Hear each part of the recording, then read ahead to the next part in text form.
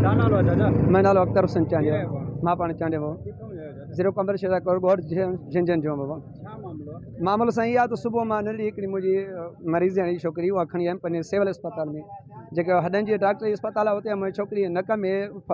दाणो पियो उहा खणण खां डॉक्टर ॾेखारण आयमि डॉक्टर ॾेखारण गाॾी खे तालो हणी उनखे मां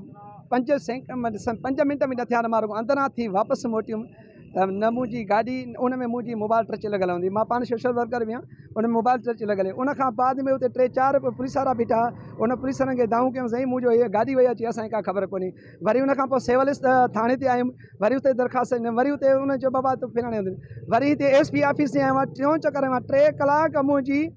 कलाक मुंहिंजी माना उहो लोकेशन नंबर खुलियो पियो आहे को बि मां ग़रीब जी नथो ॿुधे छा असां ग़रीबनि सां हेॾो नाइजादी हिकु गाॾी बि चोरी उन दर ते हिते को मिलण वारो तयारु न आहे असां मिसकिननि सां इहो ज़ुल्म छो थो थिए छाजे करे न इंसाफ़ी असां सां थिए को वॾेरो अमीर अचे रोड सां झटकट मिलियो थो वञे पर मां ग़रीब आहियां मिसकिन ॿार आहियां मुंहिंजी नाइजादी मुंहिंजो बचड़ो उमिरि खणी आयो मुंहिंजी हिते बार था चवनि एस ॾियणो एस तो चए त मां फिलाणे ॾियो एस फिलाणे मां इहो चकर 3 कलाक थी विया आहिनि मुंहिंजी शइ मुंहिंजी लोकेशन हले थी हले थी हर शइ हले थी मुंहिंजो को नंबर ट्रेस न करे मुंहिंजी को बि वार नथो करे न हिते कोई थो ॿुधे न को ऑफिस थो ॿुधे न हुते मां वञा करे मुंहिंजो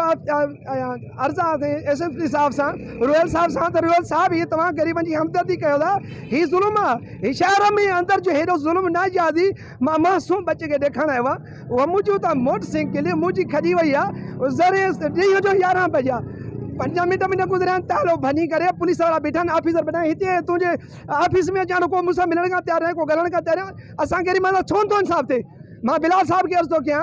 ऐं वज़ीर आज़म खे अर्ज़ु कयां त असां ग़रीबनि सां इंसाफ़ छो नथो कयो वञे एॾो ज़ुल्म असां ग़रीबनि सां छो आहे नाइजादी बि असांजी ज़ुल्म बि असां सां घर बि असांजो तबाह बि असां थियूं छा असां एतिरो हक़ कोन्हे जो असां सां ग़रीब सां को मिले